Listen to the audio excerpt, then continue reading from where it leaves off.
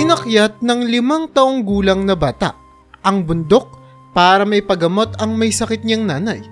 Pero nang makarating siya sa ospital, ay kinilabutan siya sa sinabi ng mga doktor. Tahimik na nakaupo ang batang si Alex habang pinagmamasdan niya ang kanyang nanay na naghahanda ng kanilang agahan ng kanyang kuya. 5 taong gulang pa lamang si Alex pero kitang-kita niya na kung gaano kahirap ang kanilang buhay. Ni hindi nga siya nakakainom ng gatas noong siya ay 1 o 2 taong gulang.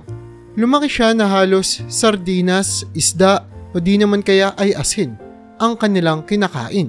Naglaho na nga rin ang masayang ekspresyon sa mukha ng batang si Alex habang pinagmamasdan niya ang kanyang nanay na hindi man masyadong matanda, ngunit tila ba'y napakabagal na nitong kumilos. "Mama, hindi niyo na po ako kailangang paghandaan. Malaki naman na po ko eh." Wika ng bata dahil na rin sa awa na nararamdaman niya sa kanyang nanay. Samantala, ang kuya niya naman ay nasa kama lamang.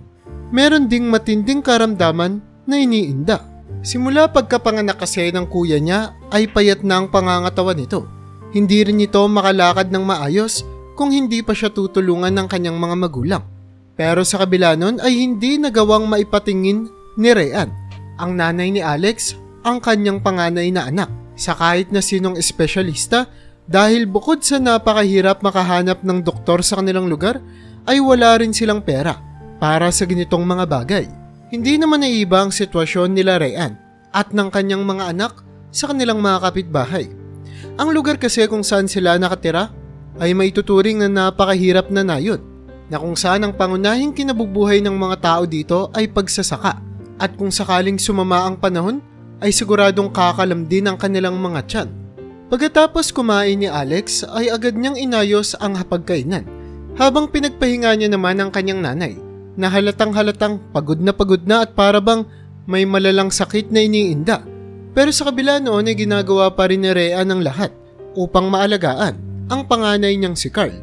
At kahit 5 taong gulang pa lamang ang pangalawa niyang anak na si Alex, ay ito na nga ang nagsisilbing panganay at haligi ng kanilang tahanan, lalo na sa ganitong mga sitwasyon na wala siyang magawa dahil sa sakit na kanyang nararamdaman. 2 taon na kasi ang nakalilipas simula noong namatay ang asawa niya dahil sa heat stroke. Namatay ito habang nagsasaka sa mainit na panahon. Simula nga noon na hindi na bumuti ang kanilang buhay at araw-araw ay lumalala lamang ito. Nabubuhay na lamang sila sa awa ng kanyang mga magulang, na kung sana ay kahit papaano ay binibigyan pa rin sila ng iilang mga pagkain na pwede nilang makain sa umaga, tanghalian at hapunan. Pero kung minsang walang-wala na talaga, sinusubukan ni Rhean na makahanap ng kahit saglitang trabaho lamang para mairaos ang araw na iyon. Literal na isang kahig, isang tuka ang dinaranas ng pamilyang ito. Matapos maglinis ni Alex ng hapagkainan, tumayo siya sa bintana habang pinagmamasdan ang malawak na bukid na pumapaligid sa kanilang bahay. Talaga namang napakaganda ng panahon. At para sa mga normal na bata na kasing edad niya, ay siguradong ang panahon na ito ang pinakamasarap na lumabas at makipaglaro kasama ang ibang mga bata. Pero dahil sa dami ng mga problemang kinaharap niya sa kabila ng kanyang murang edad, nawala na ang kanyang hilig sa paglalaro o pakikipaghalubilo sa ibang mga bata. Para kasi sa kanya ay malaki ng responsibilidad ang kanyang nanay at kuya na hindi niya nga ito pwedeng iwan na lamang ng ganun-ganun lamang. Habang seryosong nakatitig si Alex sa bintana, nilapitan siya ni Rhean. Inakbayan ng kanyang anak.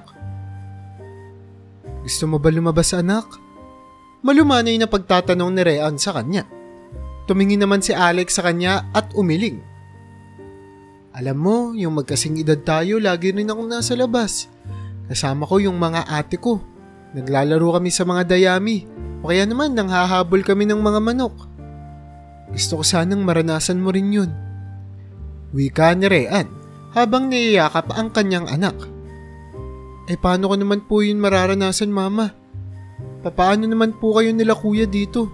Kung aalis po ako, sino pong mag-aalaga po sa inyo? Maswerte na nga po tayo at hindi pinabayaan ng Diyos na lahat tayo may sakit. Malakas po ako at siguro po kaya pinanganak po akong malusog para po alagaan kayo. Wika ng bata Sabay tingin muli sa malayo habang pinagmamasdan ng bukid. Talaga namang nadudurog ang puso ng babaeng si Rean dahil ayaw niya namang magkaganito ang kanyang anak. Gusto niyang ibigay ang lahat ng pinakamagagandang bagay sa mundo para dito. Ngunit wala siyang magagawa.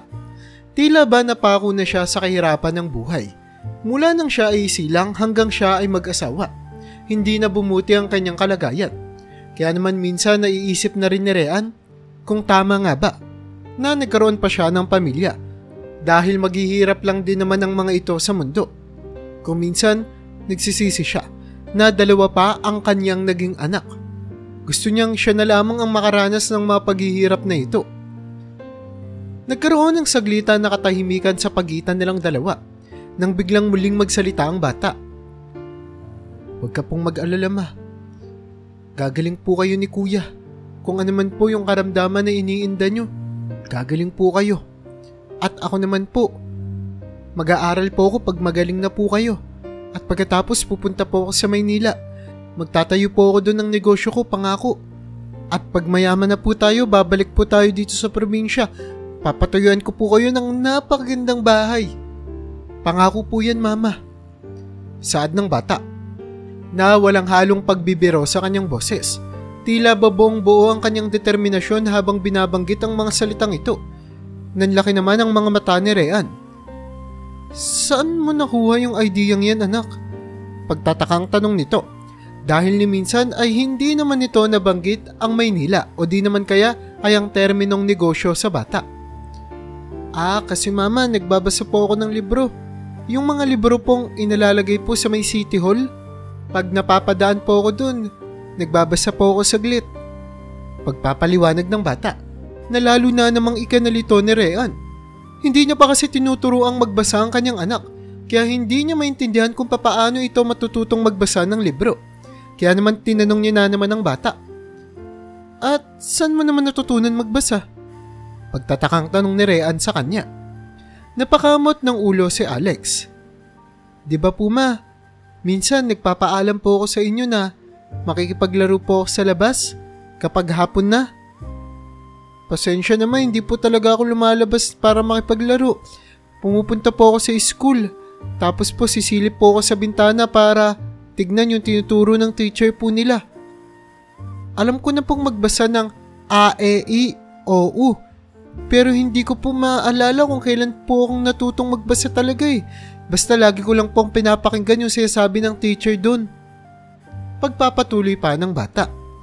Niyakap ng mahigpit ni Rean ang kanyang anak. Hindi siya makapaniwala na may ganito siya katalinong anak at lalo lamang nagdurugo ang kanyang puso dahil napakalaki ng potensyal ni Alex na nasasayang lamang dahil sa kahirapan ng kanilang buhay.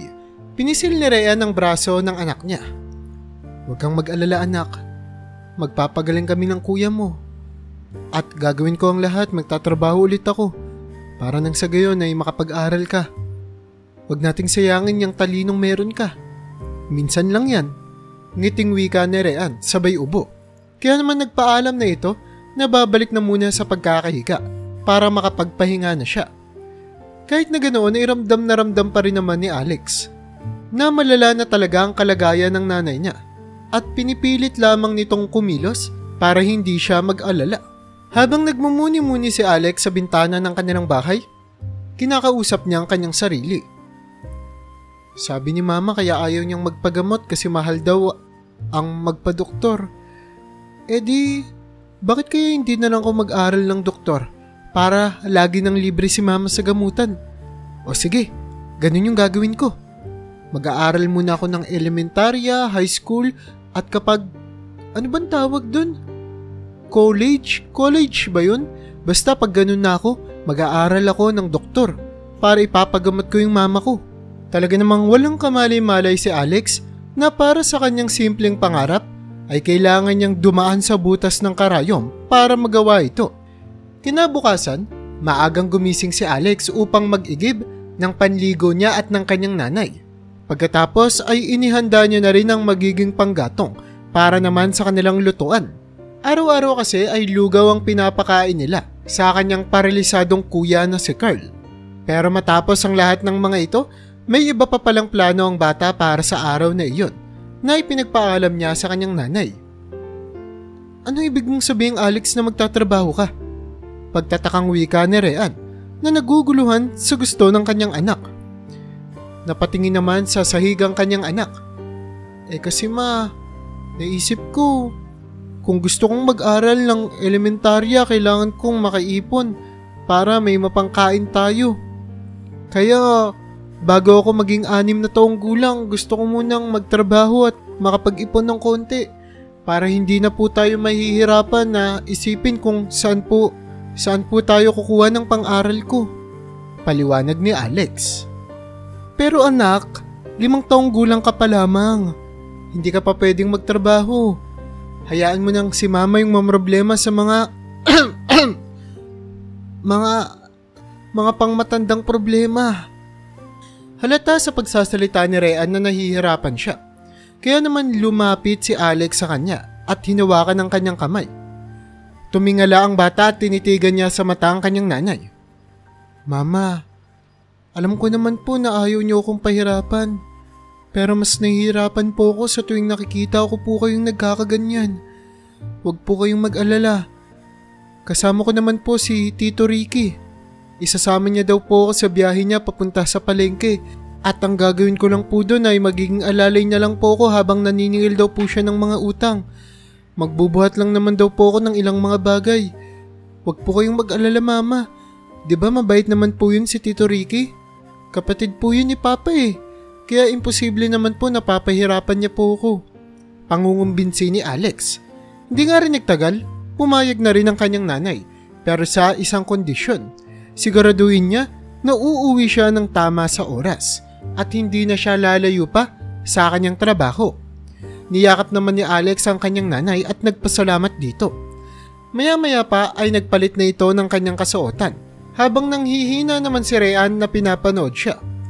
Nalulungkot siya habang pinapanood niya ang maliit niya pang anak na naghahanda na para sa trabaho nito. Sa kabila ng kanyang batang edad, wala pa ring ekspresyon sa mukha si Alex na para bang isa siyang matanda na napakarami ng karanasan sa buhay. Napakatagal ng panahon simula noong makita ng kanyang nanay ang kanyang natural at totoong mga ngiti. Ito yung mga panahon na buhay pa ang kanyang tatay.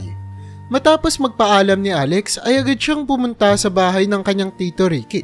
Binati naman siya nito. Pinakain muna siya ng kanyang tito bago sila pumunta sa palengke. Napakasarap ng ulam nila doon para kay Alex dahil hotdog ang kanyang kinain. At napakatagal na ring panahon simula noong huli siyang nakakain nito.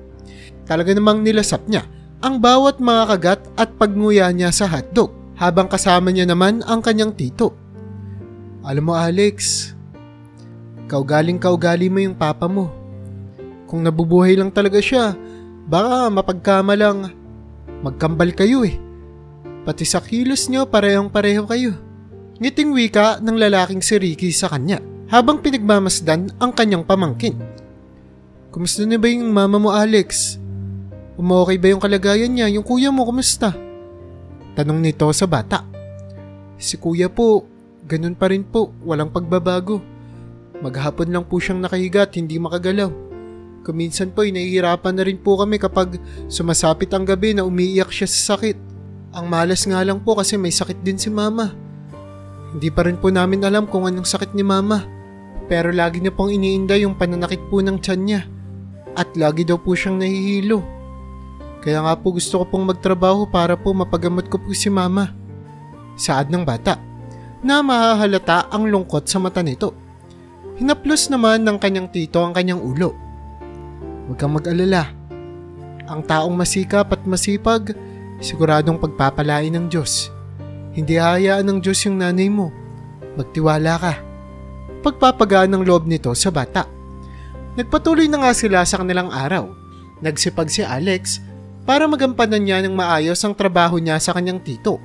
Lahat ng mga pinapabitbit ng tito Ricky niya sa kanya ay binibitbit niya. At lahat ng mga inuutos nito ay sinusunod ng bata. Sa uli, matapos ang 8 oras niyang pagtatrabaho, binigyan siya ng kanyang tito Ricky ng 300 piso. Pinag-uwi din siya nito ng bigas at sardinas na pwede nilang kainin ng kanyang pamilya. Masaya namang sinalubong ni Rhean ang ngayon ay pagod niya ng anak na si Alex. "O Diyos ko anak, salamat sa Diyos at nakauwi ka ng ligtas," wika ng babae habang pinupunasan ng pawis na katawan ng kanyang anak. "Ito po mama, kumain na po kayo. Magsasaing lang po muna ako," wika ni Alex habang inilalatag sa hapagkainan ang dala niyang sardinas at bigas na kanyang sasaingin. Wala na nga talagang maihihiling pa si Rhean para sa isang anak dahil napakalaking biyaya ng anak niyang si Alex para sa kanilang buhay. Ganito lamang nagpatuloy ang pang-araw-araw nilang buhay. Nagtatrabaho si Alex at nagsisilbing ang alalay ng kanyang tito para mapakain ang kanyang nanay at kuya na may karamdaman. At kung minsan, kung wala namang trabaho si Alex sa kanyang tiyuhin, ay pumupunta ito saglitan sa paaralan upang makinig ng ilang mga leksyon at matuto na rin kahit papaano. Hindi nga maiwasan ng mga guro sa paaralan na mapansin ang presensya ng bata. Kaya naman kung minsan ay pinapapasok na lamang nila ito sa loob ng silid upang hindi na ito mahirapan pa sa pakikinig. Marami na nga ring mabubuting loob ang nagbigay sa bata ng mga notebook at lapis nang sa gayon ay makasabay din ito sa kanilang leksyon. Hindi mang regular na estudyante doon si Alex pero ramdam niya naman ang pagkalinga sa kanya ng ibang mga mag-aaral at maging ng mga guro na natutuwa dahil sa pinapakita niyang determinasyon. Ngayon nga ay hindi na lamang marunong magbasa si Alex, marunong na rin siyang magsulat at napagtanto niya na ang paborito niyang subject ay matematika. Unti-unting bumabalik ang kaligayahan sa mukha ni Alex at nagkakaroon siya ng mga ngiti sa tuwing pumupunta siya sa eskwelahan upang makinig ng mga leksyon na itinuturo ng mga guro doon. Pero hindi pala magtatagal ang kanyang kasiyahan. Isang hapon kasi nang makauwi siya galing sa kanyang pagtatrabaho, ay halos manghina nga siya sa kanyang nakita. Narinig niya na umiiyak ng malakas ang kanyang kuya na para bang nananakit ang katawan nito. Pero pagpasok niya sa loob ng bahay, nakita niya na pilit na inaabot ng kuya niyang si Carl ang wala ng malay niyang nanay sa sahig. "Mama, ano nangyari sa inyo?" Agad na wika ni Alex. Binaba niya ang mga dala niyang pagkain at pinuntahan ng kanyang nanay. Pilit niyang iniaayos ang katawan ng nanay niya habang sinusubukan na hanapin ang pulso nito. Natatakot siya na baka hindi na humihinga si Rhean. Pero sa kabutihang palad ay humihinga pa rin naman ito. Pero namumutla na at labis nang nasasaktan sa kanyang karamdaman. Maliit lamang ang pangangatawan ni Alex at wala siyang magawa sa ganitong mga pagkakataon. Tuloy-tuloy lamang ang pag-iyak ng kuya niya habang iniisip niya naman kung ano ang pwede niyang gawin upang matulungan ang kanyang nanay na nahihirapan sa mga pagkakataong iyon. Nagpalingaling nga siya sa paligid at nakita niya ang karton na ginamit niya sa kanyang pagtatrabaho sa kanyang tiyuhin na si Ricky, na kung saan dito nila inilalagay ang mga napamili nila sa palengke. Kaya naman agad niya itong kinuha at nilagay sa tapat ng kanilang bahay at pagkatapos ay inalalayan niya ang nanghihina niyang nanay papunta sa kariton. Hindi niya alam ang kanyang gagawin pero isa lang ang malinaw sa ganitong sitwasyon. Kailangan niyang maisugod sa pinakamalapit na ospital ang halos naghihingalo niya ng mama. "Kuya, aalis muna kami ni mama ha. Dito ka lang, hintayin mo ako makauwi." Wika ni Alex na natutuliro na nga sa sitwasyon. Pilit namang tumango ang kuya niya sa kanya habang patuloy pa rin ang pag-iyak nito.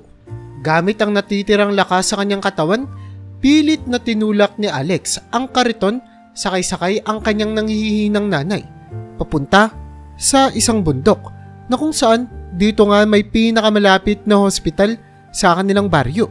Kung lalakarin ito ay aabot sila ng 3 oras. Pero dahil tinutulak ni Alex sa kariton ng nanay niya, ay pwedeng tumagal ang kanilang paglalakbay ng 5 hanggang 6 na oras. "Alex, hayaan mo na ako. Huwag mo na akong problemahin pa." Halos hindi na nga makadilat si Rhean habang pinipigilan niya ang kanyang anak na magtulak ng kariton dahil napakaliit pa ng katawan nito at hindi niya nakaya pang makitang magsakripisyo ang anak niya para sa kanilang kapakanan. "Ako yung nanay mo, Alex. Ako dapat ang nagsasakripisyo para sa iyo. Tama na. Hayaan mo na akong magpahinga." Wika pa ng babae. Pero buo pa rin ang determinasyon ni Alex. Patuloy siya sa pagtutulak na hindi iniindang sakit ng kanyang katawan at ngawit na kanyang nararamdaman. Hindi mama, hindi ako papayag na pati kayo mawawala pa sa buhay namin ni kuya. Wala na nga si papa, mawawala pa kayo. Pag-iyak ng bata habang patuloy pa rin sa pagtutulak ng kariton. 2 oras ang makalipas ay nakarating sila sa paanan ng bundok. Dito na nga magsisimula ang pinakamahihirap na yugto ng paglalakbay ng dalawa. Hindi mo ko pwedeng dalhin sa ospital, Alex. Hinang-hinang wika ni Rean. Bakit naman ma? Huwag mo nang alalahanin kung papaano tayo makakabayad. May kinita naman ako sa loob ng ilang mga linggo kong pagtatrabaho kay Tito Ricky. Sa tingin ko, sapat na yun kahit mapatingin ka man lang sa doktor. Sagot naman ng bata habang patuloy pa rin sa pagtutulak ng kariton sakay-sakay ng nanay niya. Pero talaga namang tila ba hindi umaayon sa kanilang panahon. Maya-maya lamang kasi ay biglang dumilim ang kalangitan na para bang nagbabadya ang isang napakalakas na pag-ulan. Hindi pwede. Hindi pwedeng umulan. Mababasa si mama. Malungkot na wika ni Alex habang binibilisan pa ang pagtutulak niya sa kariton. Sa kabutihang palad ay nakakita sila ng isang kubo na pwede nilang pagtambayan at dito ay pwede silang magpatila ng ulan. Habang nagpapatila nga sila ng ulan ay agad tinignan ni Alex ang kalagayan ng kanyang nanay. Mama, okay lang po ba kayo? Saan po ba yung masakit? Wika ni Alex. Ngunit sa pagkakataong ito ay wala nang malay si Rean. Wala nang nagawa si Alex kundi umiyak ng umiyak habang tinitignan niya ang malalang kalagayan ng kanyang nanay. Ramdam ng bata na malapit ng kunin ng Diyos ang nanay niya sa kanila. Pero gusto niya pa rin ipaglaban ang buhay nito. Hindi pwedeng mawala si mama. Pag-iyak ni Alex habang nakuyuko sa tiyan ng nanay niya at tumutulo ang mga luha. Walang kamalay-malay si Alex na magsisilbing sakripisyo ang buhay ng nanay niya para sa kanyang kinabukasan. Matapos kasing tumila ang ulan, kahit wala nang malay si Rean ay pinagpatuloy pa rin ni Alex ang paglalakbay nila papunta sa hospital. Napakatarik ng bundok na kanilang nilalakbayan at isang maling hakbang lamang ay siguradong pwede silang mahulog sa bangin sa gilid. Umiiyak na nang umiiyak si Alex habang patuloy pa rin siya sa pagtutulak ng kariton. Halos magdugo na rin ang kanyang kamay dahil sa ilang oras nitong mahigpit na pagkakahawak sa kariton. At halos 6 na oras nga ang makalipas ay nakarating na siya sa ospital. Agad siyang nagmakaawa sa gwardya na pwede ba silang papasukin dahil malapit nang mamatay ang kanyang nanay. Pakiusap po, tumawag po kayo ng doktor. Yung mama ko po, hindi ko po alam kung umihinga pa po siya. Wika ni Alex. Agad namang tinignan ng gwardya ang nanay niya at pinapasok sa ospital. Hindi na nga tinanong kung meron ba silang pera. Pinasok agad dito sa emergency room upang matignan ang kalagayan. Habang si Alex naman ay patuloy ang pag-iyak na hinihintay ang nanay niya sa labas ng ospital. Yumuko lamang siya sa gilid upang taimtim na umiyak. Nananalangin siya na sana ay magkaroon ng himala na pwede niya pang maksama ang nanay niya at may paranas pa dito ang isang magandang buhay na ni minsan ay hindi naranasan ni Rean. Ngunit ibang milagro ang naghihintay para sa bata. At sa kasamang palad, hindi ito ang milagro na kanyang hinihiling. Matapos kasi ang 3 minuto ay pinapasok ng gwardya si Alex. At doon ay seryosong hinarap ng doktor ang bata. Ikaw ba yung anak ng pasyente? Wika ng doktor na para bang hinahanap ang mga tamang salita na kanyang sasabihin. Tumango naman si Alex habang namumugto pa ang mga mata nito. Ganito kasi, kasama mo ba yung tatay mo ngayon? Sinong kasama mong matanda na pwede kong makausap? Dagdag pang tanong ng doktor. Umiling lang ang bata. Ako lang po yung kasama po ni mama. Patay na po yung papa ko. Seryosong sagot ni Alex. Yumukod ang doktor sa kanyang harapan. Hinawakan ang balikat ni Alex at sinabi ang nakapanlulumong balita. Huwag kang magugulat. Pero patay na yung nanay mo. Nagkaroon ng saglit na katahimikan sa pagitan nilang dalawa bago muling magsalita ang doktor.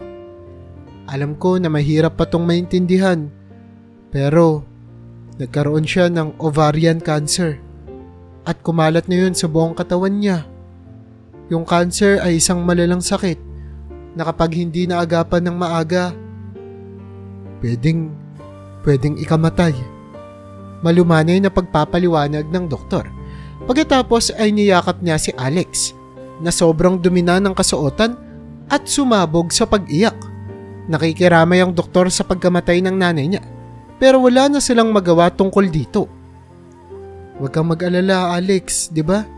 Tutulungan ka namin para mapalibing yung mama mo. Hihingi tayo ng tulong sa gobyerno, okay? Alam kong masakit to para sa'yo, pero kailangan mong magpakatatag. Sino ba yung kasama mo sa bahay ngayon? Tanong pa ng doktor. Pinunasan naman ng 5 taong gulang na si Alex ang kanyang mga luha at pilit na sinagot ang mga tanong ng doktor kahit na nanginginig pa ang kanyang labi.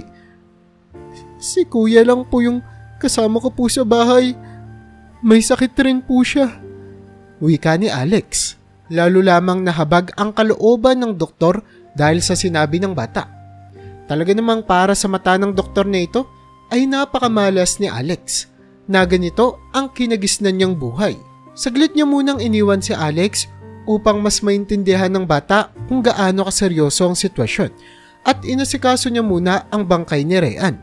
Pagkatapos ay tinawag niya si Alex upang makita na ang bangkay ng nanay niya para kahit papaano sa huling pagkakataon ay mayakap niya man lang ito. Katulad nga ng inaasahan, humagulhol si Alex habang pilit na ginigising ang nanay niya. Mama! Mama! Wika ng bata habang pilit na niyuyugyog ang walang buhay na katawan ni Rhean. Sabi ko naman sa iyo, ma, magpapagaling ka tapos magiging mayaman ako para maibigay ko yung mga bagay na gusto mo. Bakit ka naman namatay, mama? Durog na durog nga ang puso ng mga doktor at ilang mga tauhan sa ospital habang pinagmamasdan nila ang makabagdamdaming senaryo na ito sa pagitan ni Rhean at ng kanyang nagdadalamhating anak. Ang iba nga ay hindi na mapigilan at lumabas na sa silid upang umiyak ng mag-isa sa banyo. Lahat sila ay lubos na naaawa para kay Alex. Nangako naman ng ospital na tutulong sila sa pagpapalibing ni Rhean kaya naman umuwi muna si Alex para kunin ang ilang mga gamit ng nanay niya. Nagpaalam na rin siya sa kanyang tiyuhin para matulungan ito sa paglalakad ng mga papeles para sa yumao niyang nanay. Pero walang kamalay-malay si Alex sa mga susunod na pagbabago sa kanyang buhay. Matapos kasing mamatay ng nanay niya, nagmabuting loob ang tiyuhin niyang si Ricky na doon na lang muna sila tumira ng kuya niya sa kanilang bahay dahil wala naman ng natitirang pamilya sila Alex at si Tito Ricky niya na lamang ang pwedeng mag-alaga sa kanila. Boring naman ang tiwala ng batang si Alex sa kanyang tiyuhin. Alam niya kasi kung gaano ito kabuting tao. Pero isang araw matapos mailibing ni Rhean, bigla na lamang may kumatok sa bahay ng kanyang tiyuhin na si Ricky at hinahanap ang batang si Alex. Nandyan po ba si Alex? Agad na bungad na tanong ng lalaki na nakasuot ng maayos na kasuotan. Naguguluhan man pero agad na tinawag ni Ricky ang kanyang pamangkin. Pagkatapos ay naupo sila sa sala. Dito ay nagpakilala ang lalaki bilang lawyer ng mayor ng kanilang syudad na kung saan walang kamalay-malay si Alex na ang pagtutulak niya ng kariton habang sakay-sakay ang walang malay niyang nanay noong araw bago ito mamatay ay nakuhanan pala ng larawan ng ilang mga residente at nagawa nga nila itong maipost sa social media dahil sa pagkaantig na kanilang nararamdaman. Kaya naman maraming mga tawang nagtulong-tulong upang makapag-donate sila sa kawawang bata. Nakarating nga din sa mayor ang kwento ng batang si Alex. Kaya naman agad na gumawa ng paraan ng kanilang mayor upang matulungan ng bata. Ang mga donasyon na nakuha nila mula sa mga taong naantig ang puso ay ibinigay nilang lahat para sa kinabukasan ng bata. At bilang si Ricky na ang guardian ng dalawa, ay siya na nga rin ang magmamanage ng pera ng dalawa. Pero bukod dun, sa tulong ng mga taong nagtulong-tulong at sa kanilang mayor, ay nagkaroon din ng scholarship si Alex, maging ang kanyang kuya mula sa pag-aaral sa elementarya hanggang kolehiyo. Para naman sa kuya niyang si Carl, ay pinangako ng kanilang mayor na gagawin niya ang lahat upang maipagamot ang kanyang kuya at maibalik sa normal ang kalagayan nito. Napag-alaman kasi na malnourished lamang si Carl, kaya naman hindi ito makatayo ng maayos o makapaglakad o di naman kaya ay magawa ang pangkaraniwang mga bagay. Ngayon nga ay hindi na kinakailangan pa ni Alex na magtrabaho para lamang magkaroon sila ng makakain o di naman kaya ay para magkaroon siya ng pagkakataong makapag-aral. Tila ba isa itong regalo ng nanay niya sa kanya na ibinuwis nga ni Rhea ng kanyang buhay para sa kinabukasan ng kanyang mga anak. Nang mabalitaan ni Alex ang mga biyayang ito na kanilang matatanggap, ay napaluhod na lamang siya at umiyak ng tuloy-tuloy. Naaalala niya ang kanyang nanay. Pero ngayon, naiibsan naman na ang sakit na kanyang nararamdaman dahil ang pinaka-importante sa ngayon ay ang kanyang kuya, na sana ay hinihiling niya na ito na lamang ang magdanas ng magandang buhay na pinangako niya para sa kanyang nanay. Kuya, narinig mo ba yun? Mapapagamot ka na daw. Makakapag-aral na ako. Lahat ng mga pangarap ni Mama para sa atin matutupad na. Diyos ko, salamat sa Diyos. Salamat sa Diyos. Wika ng bata, habang masaya namang pinapanood ng abogado ang kasiyahan ng bata. Diba, sabi ko naman sa iyo, lahat ng mga taong nagsusumikap at nagsisipag, magkakaroon ng magandang resulta sa dulo. Napakaswerte ng nanay at tatay mo at ikaw ang kanilang naging anak. Gawin mo ang lahat para maging proud sila sa iyo. At nandito lang ako pamangkin. Ituturing ko kayo na parang mga anak ko. Susuportahan ko kayo sa lahat ng mga pangarap ninyo. Wika ni Ricky, sabay yakap sa dalawa niyang pamangkin. Ayun nga ang ginawa ni Alex. Nagsumikap siya para makapag-aral ng elementarya hanggang sa sumapit na siya sa high school. Unti-unti niya nang natutupad ang kanyang pangarap para sa yumaon niyang ina. At ngayong kolehiyo na siya, gusto niyang maging doktor. Salamat sa scholarship na kanyang nakuha, ay hindi na siya nahirapan pang maghanap ng kolehiyo na tatanggap sa kanya. Nakapag-aral siya ng libre, habang nakakatanggap pa rin siya ng pinansyal na tulong, na masinop namang iningatan ng tiyuhin niya ang mga perang natanggap nila noong siya ay bata pa. Makalipas ang 20 taon, isa na ngayong ganap na doktor si Alex. Gumanda na nga rin ang kalagayan ng kuya niyang si Carl. At ngayon ay nag-aaral naman ito para maging isang sundalo. Pero dahil hindi na nga matupad pa ni Alex sa kanyang nanay ang kanyang mga pangarap, tinupad niya na lamang ito para sa kanyang tiyuhin na nagsilbi niyang magulang at taga-suporta sa mga panahon na pinaka nahihirapan siya at sa madidilim na yugto ng kanyang buhay. Kaya naman bumalik siya sa probinsya upang magpatayo ng bahay para sa kanya ngayong matanda ng tiyuhin.